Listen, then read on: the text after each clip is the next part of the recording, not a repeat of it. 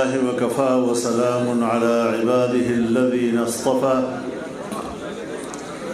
لا سيما على سيد الرسل وخاتم الأنبياء وعلى آله وصحبه ومن بهديه مهتدى. أما بعد فأعوذ بالله من الشيطان الرجيم. بسم الله الرحمن الرحيم. يريدون ليطفئوا نور الله بأفواههم والله متم نوره ولو كره الكافرون. صدق الله العظيم.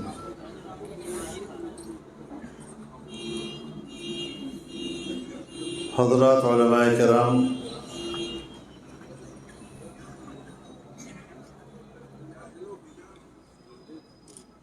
عزیز طلبہ، میرے بزرگوں، دوستوں اور بھائیوں،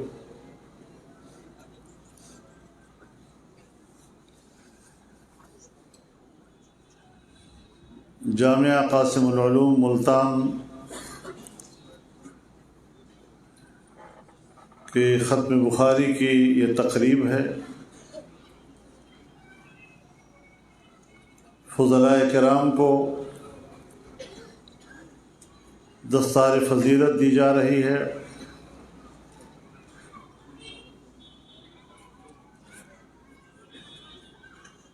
میں سب سے پہلے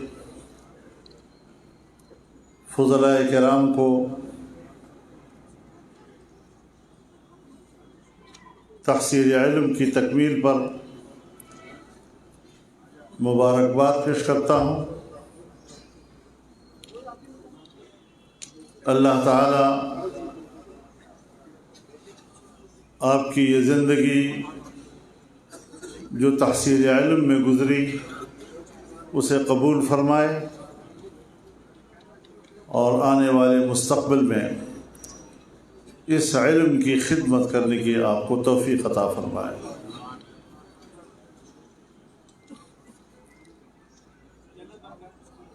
ہمارے استاد ہمیں نصیحت کیا کرتے تھے کہ دور حدیث پڑھنے کے بعد اب آپ سمجھنے لگے ہیں کہ ہم عالم بن گئے ہیں، تو وہ فرماتے تھے کہ آپ عالم نہیں بنے، آپ کے اندر عالم بننے کا استعداد پیدا ہو گیا ہے۔ اس کے بعد اگر آپ عالم بننا چاہتے ہیں تو اب آپ بن سکتے ہیں۔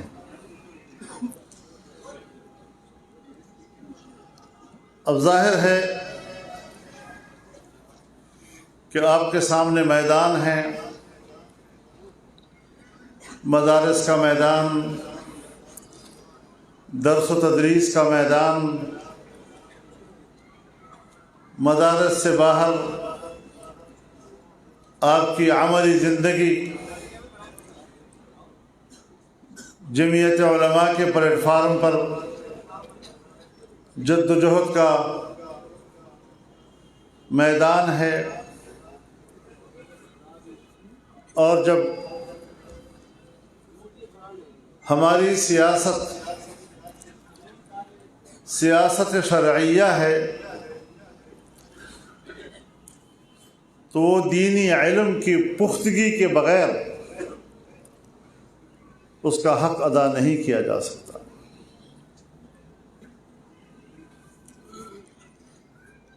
ہمارے ہاں تو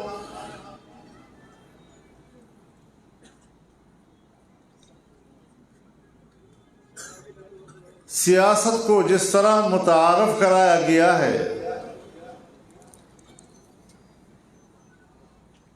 وہ یہی ہے کہ آپ کسی طریقے سے بھی جھوٹ کے ساتھ، دھوکے کے ساتھ، چالاکی کے ساتھ اقتدار تک پہنچ جائیں، ملکی وسائل تک تمہاری رسائی ہو جائے، جبکہ شریعت کی نظر میں یہ سیاست نہیں۔ یہ مفادات کی ایک جنگ تو ہو سکتی ہے. ہر امیدوار یہ سوچتا ہے میں اسمبلی کا ممبر بنوں گا تو پھر کون سی وزارت میں زیادہ آمدن کی امکانات ہیں.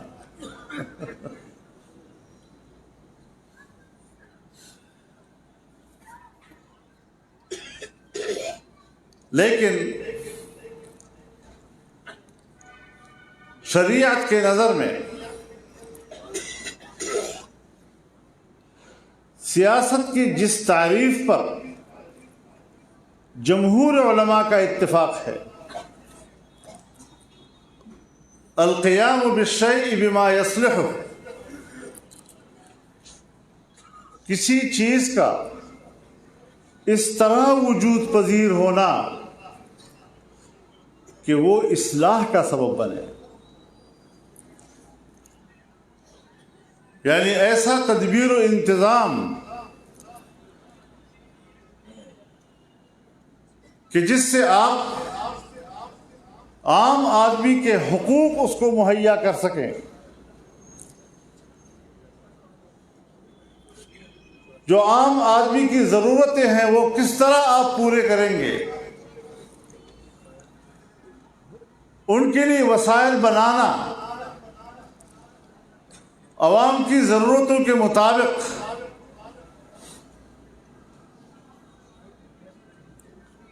ان کی جانی حقوق، ان کے مالی حقوق، ان کی عزت و آبرو کے حقوق، اس کا تحفظ کرنا. اور جب کسی معاشرے میں انسان کی جان محفوظ ہو جائے، اس کا مال محفوظ ہو جائے، اس کی عزت و آبرو کو تحفظ مل جائے اور کوئی انسانی حقوق پر ڈاکہ نہ ڈال سکے، اور اگر کسی نے ڈاکہ ڈالا اور کسی کی حق تلفی کی تو پھر آپ کے پاس ایسا نظام ہونا چاہیے کہ آپ اس کے حق کا ازالہ کر سکیں، حق تلفی کا ازالہ کر سکیں.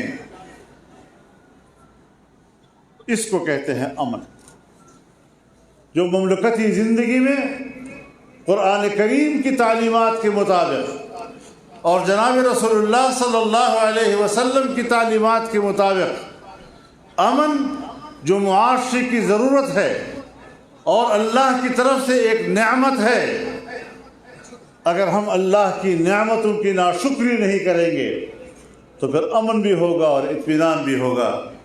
ضرب اللہ مثلا قریة كانت آمنة مطمئنة يأتيها رزقها رغدا من كل مكان فكفرت بأنعم الله فأذاقها الله لباس الجوع والخوف بما كانوا يصنعون. اب دو چیزیں آ گئی.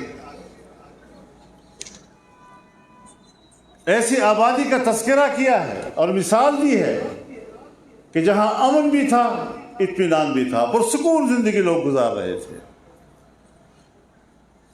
اور پھر وہاں پر معاشی خوشحالی بھی تھی، ہر طرف سے رزق کھچ کھچ کے آ رہا تھا وہاں پر. لیکن جب لوگوں نے ناشکری کی، کفران نعمت کیا، تو پھر اللہ نے جو ان کو سزا دی، مزہ چکھایا، تو پھر بد امنی کا اور بھوک کا چکھایا. آج ذرا اپنے وطن کا حال لے لو، اپنے ماحول کا اندازہ لگا لو. کیا ہمارے ملک میں لوگ مطمئن ہیں، امن و امان ہے؟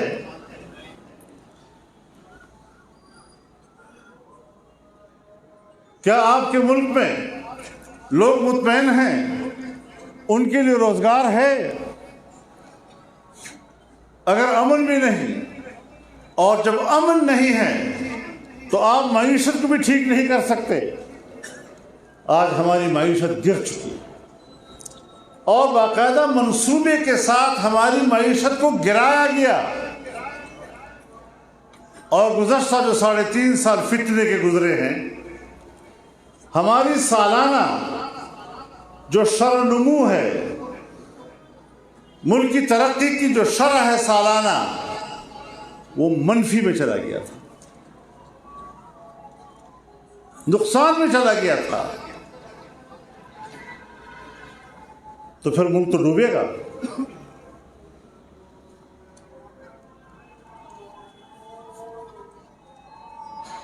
حکومتوں میں پالیسیوں کی بنیاد پر کمزوریاں بھی آتی ہیں، پالیسی میں بہتری بھی آتی ہے، اس کے اپنے اپنے اثرات بھی ہوتے ہیں. لیکن کوئی سیاسی جماعت، کوئی پاکستانی اور کوئی مسلمان سوچ سمجھ کر ملک کو نقصان دینے کے لیے تیار نہیں ہو سکتا، سوائے اس ایک فتنے کے کہ جو ملک کو معاشی لحاظ سے زمین بوس کرنے کے ایجنڈے پر آئے ہوئے تھے. اور یہ بات میں بلا وجہ نہیں کہہ رہا، خوب سوچ سمجھ کے کہہ رہا ہوں، آن ریکارڈ کہہ رہا ہوں. اور آپ لوگ مانتے تب ہیں جب آپ پر اولے گر رہے ہوتے ہیں. ہمارا گناہ یہ ہوتا ہے کہ جب دور بادلوں میں ہم اندازہ لگا لیتے ہیں تو کہہ دیتے ہیں، تو آپ اس وقت ہمارا مذاق اڑا رہے ہوتے ہیں. پھر وہی بادل گرجتے برستے آپ کی طرف آتے ہیں، اور پھر وہ جو آپ کے ساتھ کرے. یہ ساری صورتحال کو ذرا سوچنا ہے آپ نے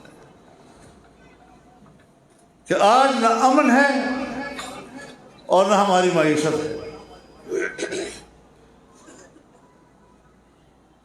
میں تو جب ابھی ملک میں فتنہ تھا تو اس وقت میں نے کہا تھا، بڑے بڑے جلسوں میں نے یہ بات کہی تھی کہ ملک معاشی لحاظ سے اس حد تک گر چکا ہے کہ اب کوئی آئے گا تو اٹھائے گا تو اٹھا نہیں سکے گا اس کو.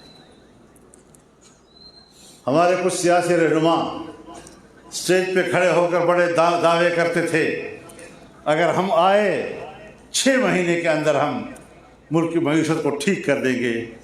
پھر آئے، پھر نہیں کر سکتے. اور ابھی بھی نہیں ہو رہا. آج بھی اگر امن و امان کی نعمت حاصل کرنے کے لیے پاکستان کے بے گناہ شہریوں کے جان و مال کی حفاظت کے لیے در در پھر رہا ہے تو وہ آپ کا خادم فضل الرحمان ہے.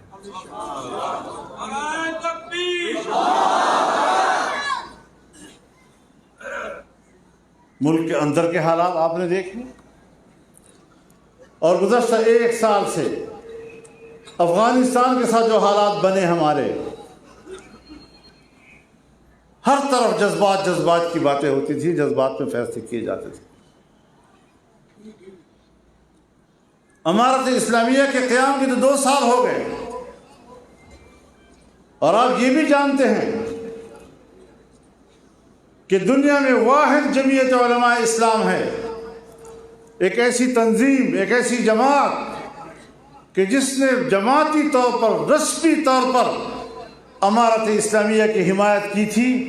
اور جب ان کی حکومت کو گرایا گیا تو ہم میدان میں نکلے تھے، ہم نے جلوس اور مظاہرے کیے تھے، ہم جیلوں میں گئے تھے، اور ہمارے کارکن شہید ہوئے تھے. ہم نے موقف تبدیل نہیں کیا.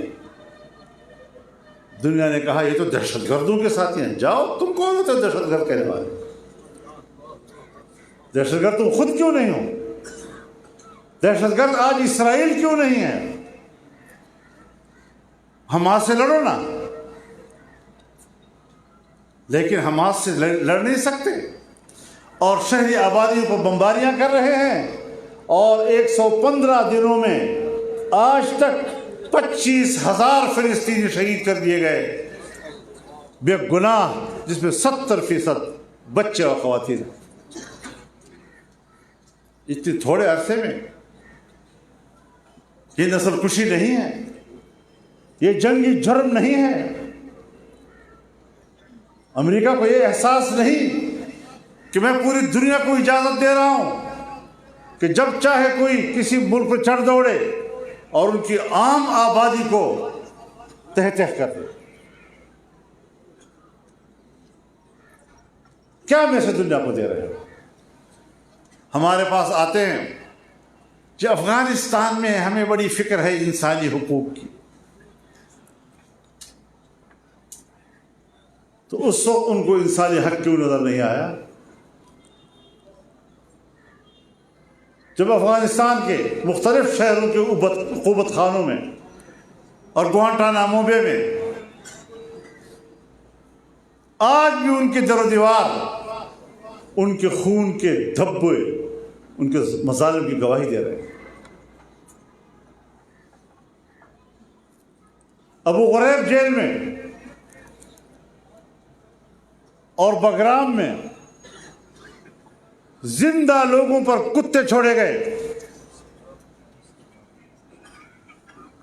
اور یہ بات کرتے ہیں انسانی حقوق کی۔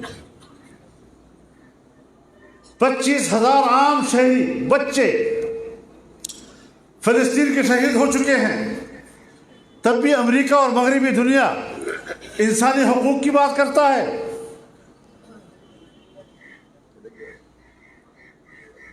عجیب امن کے دعوے دار ہیں، آتے ہیں جنگ کے لیے، بارود برسا رہے ہوتے ہیں، شہروں کے شہر تباہ ہو رہے ہوتے ہیں، اور کہتے ہیں ہم امن کے لیے آئے ہیں۔ نام زنگین حنفا کافور، الٹا نام رکھتے ہیں۔ خیرت کا نام جنوں رکھ دیا، جنوں کا خیرت،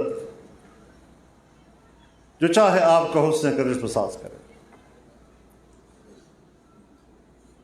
یہ ہے ان کے انسانی حقوق، یہ ہے ان کی جمہوریت۔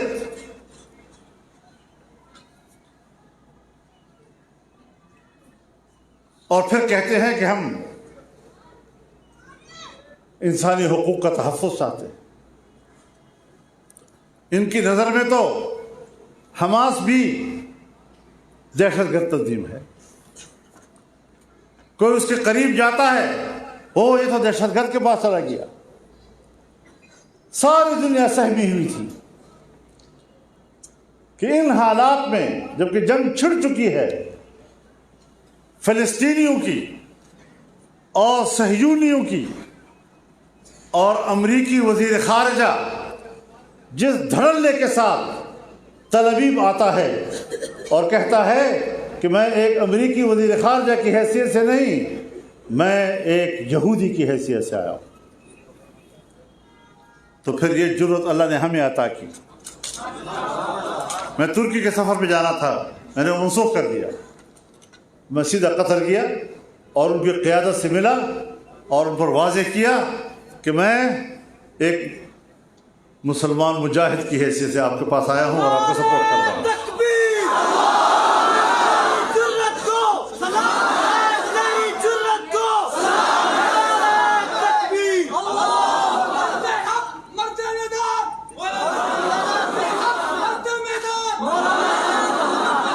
انڈیا نے 75 سال سے کشمیریوں کا خون بہایا، بڑے آرام کے ساتھ کشمیر کو انڈیا کے حوالے کر دیا۔ پھر بھی وہ عوام کے لیے کھڑا ہے، پاکستان کے لیے کھڑا ہے۔ تو جھوٹ بولا جا رہا ہے قوم کے ساتھ۔ حالات کی سنگینی کا احساس کریں۔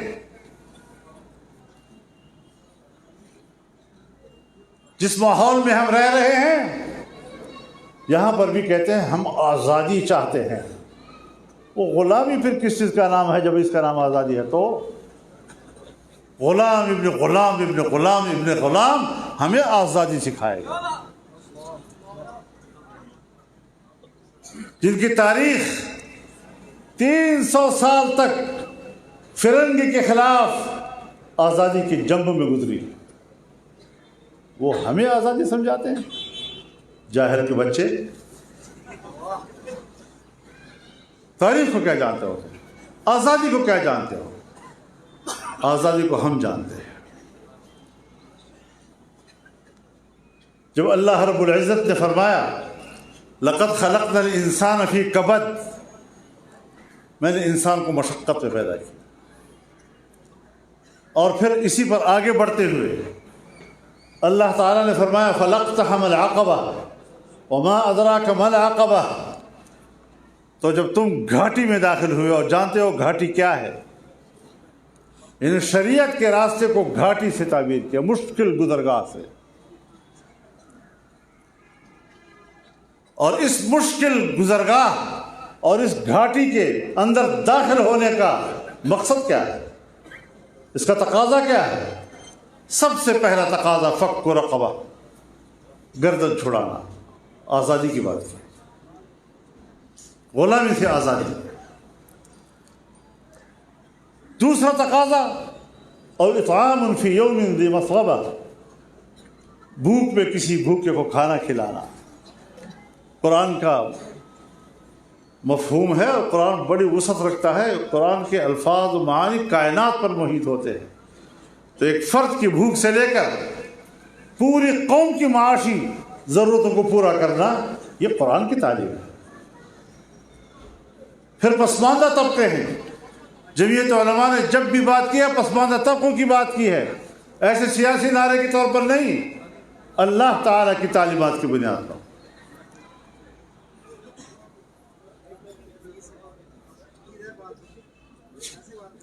او مسکینا ذا مقربہ او یتیما ذا مقربہ او مسکینا ذا مقربہ، یہ فرق۔ بھئی آپ ہمارے گفتگو میں تو شور نہ مچائیں، اپنا کام کریں لیکن شور تو نہ مچائیں۔ تو مفلوق الحال طبقوں کا ذکر کیا کہ وہ یتیم جو قرابت دار بھی ہو، اور وہ مسکین غریب جو خاک آلود ہو، کپڑے بھی نہیں ہیں اس کے جسم پر، گدلے ماحول میں زندگی گزار رہا ہے، ایک صاف ستھری زندگی بھی اس کو نصیب نہیں ہے۔ ثم كان من الذين آمنوا وتواصوا بالصبر وتواصوا بالمرحمہ، ایمانیات کے اور صبر کی بات آخر میں کی۔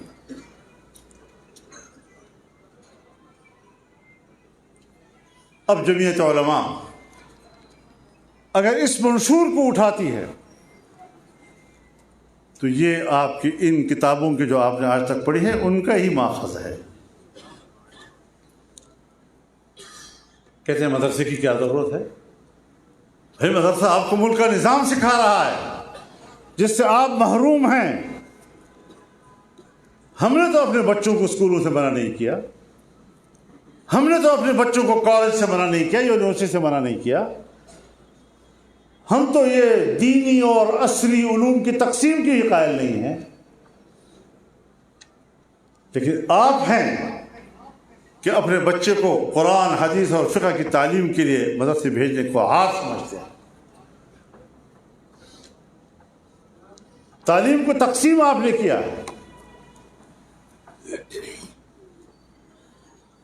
اور جب ہمارے علماء نے آپ سے کہا کہ اب تو ہندو بھی نہیں ہے، اب تو انگریز بھی نہیں ہے، آؤ ہم ایک نصاب تعلیم قوم کو دیں، تو ہم نے انکار نہیں کیا، ہم تو مطالبہ کر رہے تھے، آپ لوگوں نے انکار کیا اس کا۔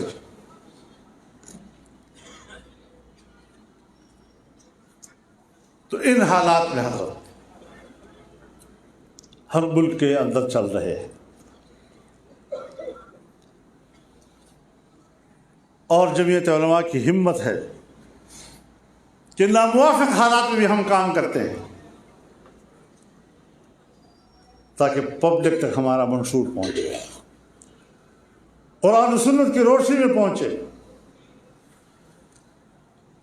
حکمت و دانائی کے ساتھ پہنچے، لوگوں کو بات سمجھ میں آئے، کہ سیاست محض اقتدار تک چالاکی کے ساتھ پہنچنے کا نام نہیں ہے، بلکہ سیاست ایک باقاعدہ منظم منصوبہ بندی کے ساتھ اقتدار تک پہنچنے کا نام ہے۔ اور آج کل تو مذاق بنا دیا ہے لوگوں نے، یہ سر اقتدار کی جنگ لڑ رہے ہیں، مذاق کرتے ہیں اس کا۔ اقتدار کی جنگ مذاق ہے، ہوگا تمہاری جنگ مذاق ہوگا۔ تم کرسی کے لیے لڑتے ہو، تمہارا کوئی منشور نہیں ہے، ہم لڑ رہے ہیں۔ تو بتا دینا چاہتا ہوں کہ رب العالمین نے اس کا فیصلہ کیا ہے، اور اللہ نے اعلان کیا الیوم اکملت لکم دینکم، آج میں نے تمہارے لیے تمہارا دین مکمل کر دیا ہے۔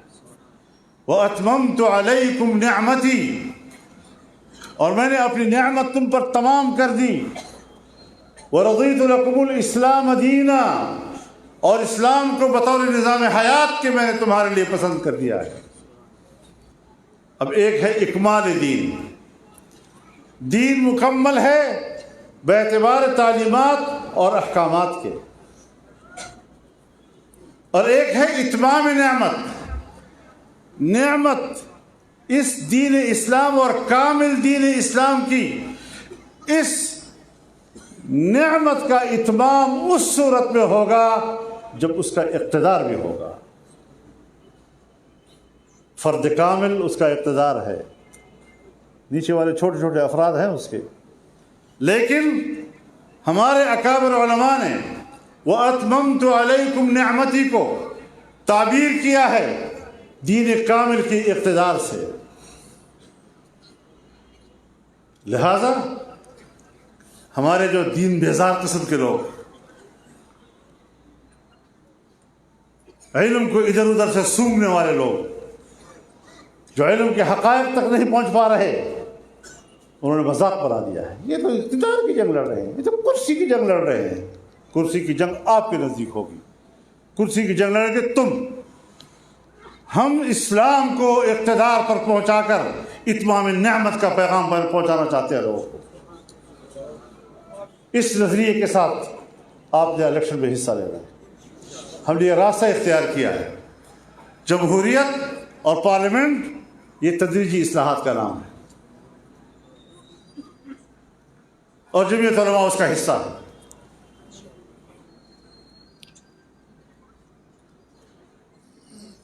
اور یہ نظریہ ہم نے قائم نہیں کیا، ہمیں یہ چیزیں اپنے اکابر سے ملی، ہمیں اکابر سے نظریہ بھی ملا، اور اس نظریے کے لیے کام کرنے کا منہج اور رویہ بھی ملا، اور ہم نے دونوں امانتوں کا خیال رکھنا ہے۔ ہمارے جو نوجوان ہیں، علماء بھی ہیں، طلباء بھی ہیں، یہ بھی کوئی نئی بات آتی ہے اس سے متاثر ہو جاتے ہیں۔ کل جدید لذیذ،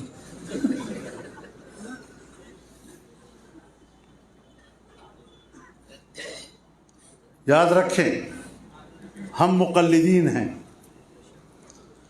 اور تقلید کسی امام مجتہد کی اتباع بلا دلیل کا نام ہے۔ یہی معنی ہے نا۔ اگر ہم دلائل بولنے لگے اپنے ائمہ مجتہدین کے ساتھ، پھر تو ہم خود مجتہد ہو گئے۔ پھر کیسے ہم اپنے آپ کو امام ابو حنیفہ کے تابع سمجھیں گے؟ حنفی مسلک کے ہم کیوں کہلائیں گے؟ تو یہاں پر بھی تھوڑا سا ذرا اپنے اکابر و اسلاف کے سلسلے کو دیکھو۔ میں جب اسلام کی بات کرتا ہوں، جب اسلامی نظام حکومت کی بات کرتا ہوں، اور جلسے میں کوئی آدمی کھڑا ہو کر مجھ سے سوال کر لے کہ یہ جو تم اسلام کی بات کرتے ہو کہاں سے بول رہے ہو،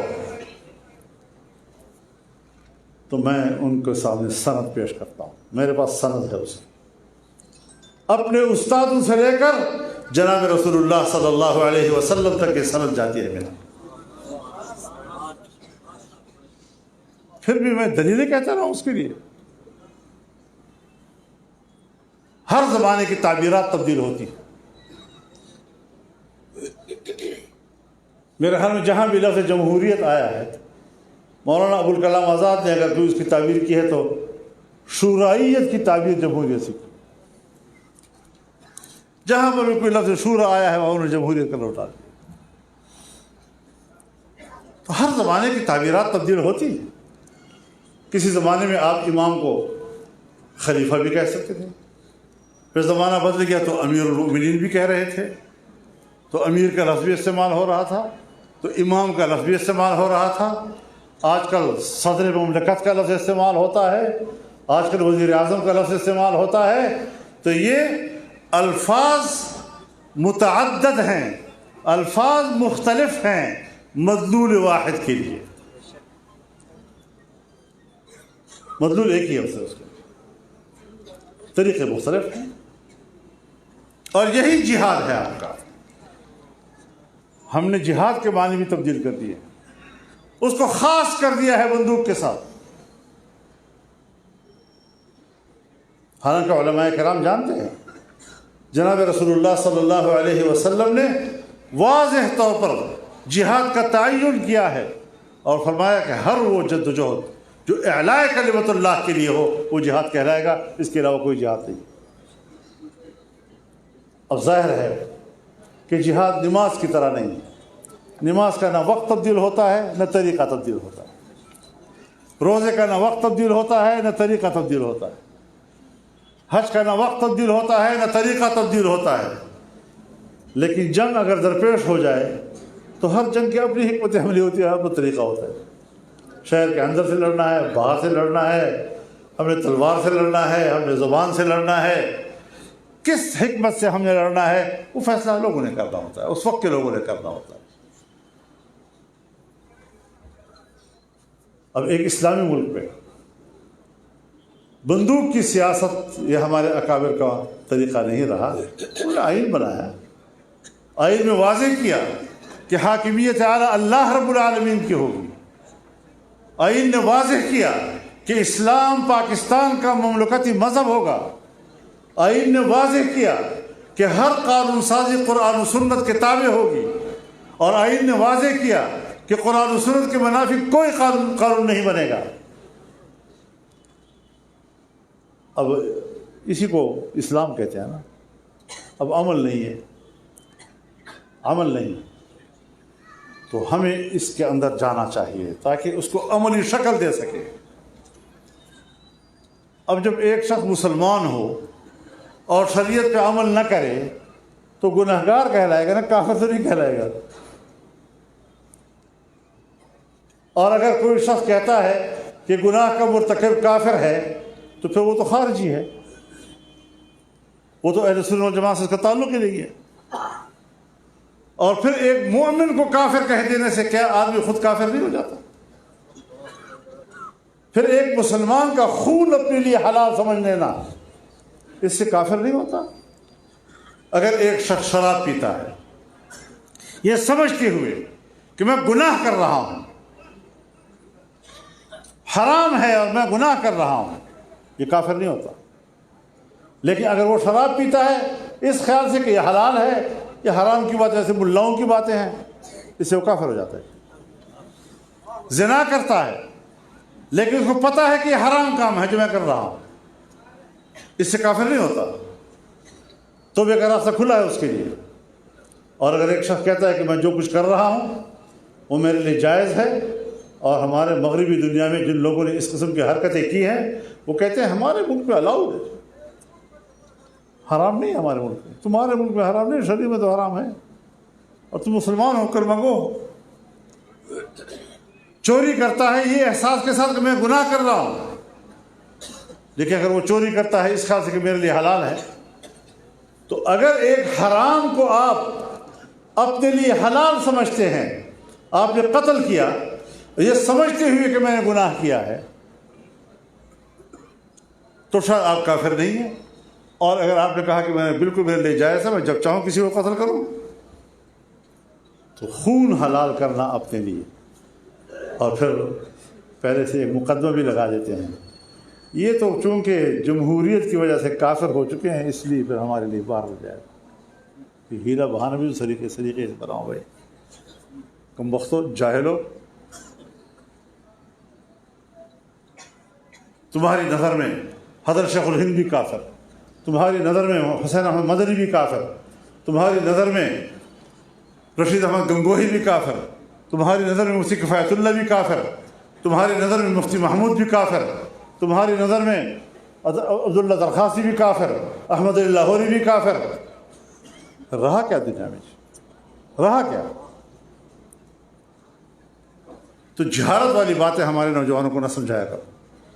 ہم مقلد ہیں، ہم نے اسلاف و اکابر کو جانتے ہیں، ہم ان کے علمی مقام کو جانتے ہیں، ان کے کردار کو جانتے ہیں، ان کے تقوی کو جانتے ہیں. اس لیے اپنے اکابر کے مشن پہ چلیں. اور جہاں تک ہمارے الیکشنوں میں عوام کی خدمت کی باتیں کی جاتی ہیں، یہ بھی کوئی سیاستدان اگر کرتا ہے تو ووٹ کی حد تک کرتا ہے. اگر وہ ووٹ نہیں کرتا، اسے کوئی پبلک کے مسائل سے دلچسپی نہیں ہوا کرتی. لیکن شریعت اسلامیہ ہمیں ہر حال میں کہتا ہے کہ کسی کی مشکل میں اسے کام آؤ، کسی کی ضرورت ہو تو اس کو پورا کر دیا کرو. ایک حدیث میں آتا ہے ان للہ خلقا خلقهم لحوائج الناس یفتح الناس الیہم بحوائجہم هم الآمنون یوم القیامہ. بے شک اللہ کے لیے ایک ایسی مخلوق بھی ہے دنیا میں جس نے لوگوں کی ضرورتوں کو پورا کرنے کے لیے اللہ نے ان کو پیدا کیا، اور لوگ اپنی ضرورتیں ان کی طرف لپکتے ہیں، ان کی طرف. اور پھر جب وہ لوگوں کی ضرورت کو پورا کرتا ہے، مشکل کو پورا کرتا ہے، مشکل میں اس کے کام آتا ہے، تو رسول اللہ صلی اللہ علیہ وسلم فرماتے ہیں کہ یہی وہ لوگ ہیں جو قیامت کے روز عذاب سے محفوظ ہوں گے. کرو اچھا کام، لیکن اس عقیدے کی بنیاد پر کرو نا، دین اسلام کی تعلیمات کی بنیاد پر کرو.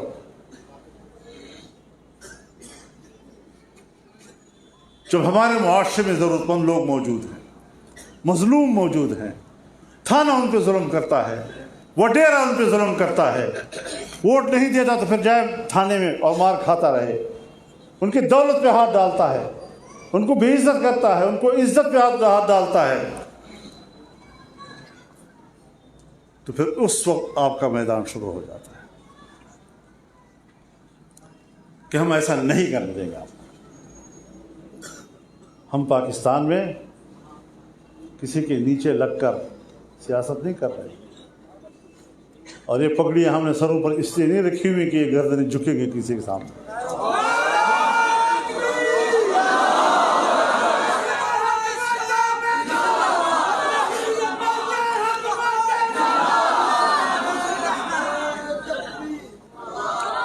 ہمارا کام ہے کوشش کرنا، محنت کرنا.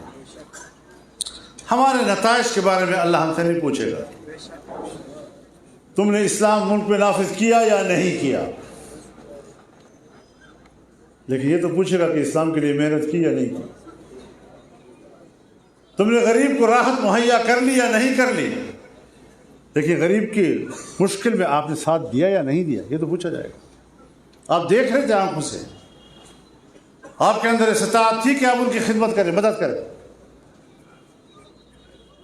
اس جذبے اور اس منشور کے ساتھ کام کرو نا، تو ہمارے ملک کی سیاست پر جس جاگیرداری اور جس سرمایہ داری کا قبضہ ہے، عام آدمی اس کو اس لیے ووٹ نہیں دے رہا کہ ان کی نظر میں کوئی وہ اچھا آدمی ہے، ان کے ظلم سے ڈر کر ووٹ دیتا ہے.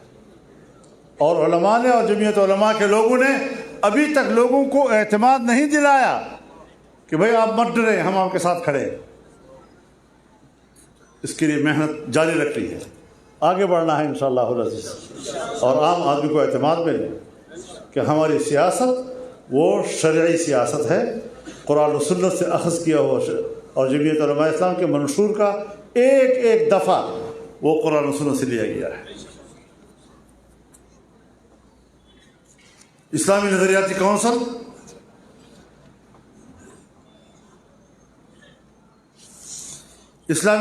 کونسل کے سفارشات قرآن و سنت سے لیے گئے ہیں، اور اس پر عمل نہیں ہو رہا.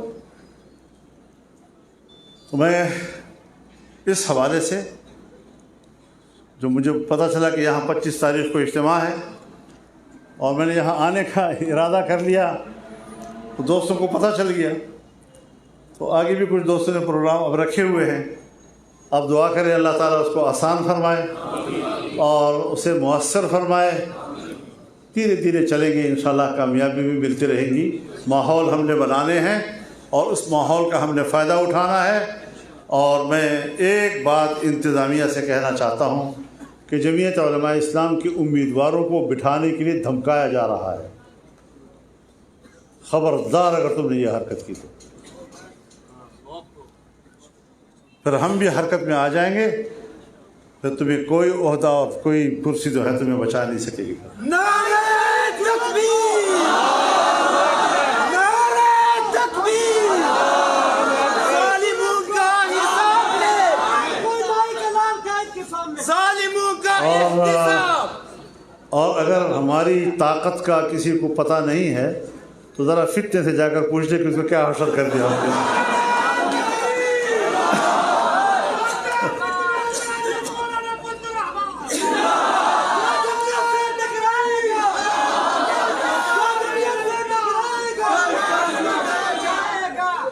تو اللہ تعالی ہماری اس جدوجہد کو کامیاب فرمائے، اس سلسلے کو جاری و ساری رکھے. آپ کی نماز 4:30 بجے کا ٹائم ہے تو پہنچ ہو گئے ہیں، تو میں اجازت لینا چاہوں گا. دستربندی میری طرف سے آپ کر دیں، میں کھڑے کھڑے بس معذور آدمی ہوں. مہربانی. اجازت حدیث بھی ہے آپ کو اور دستار بھی ہماری طرف سے باندھنے کا.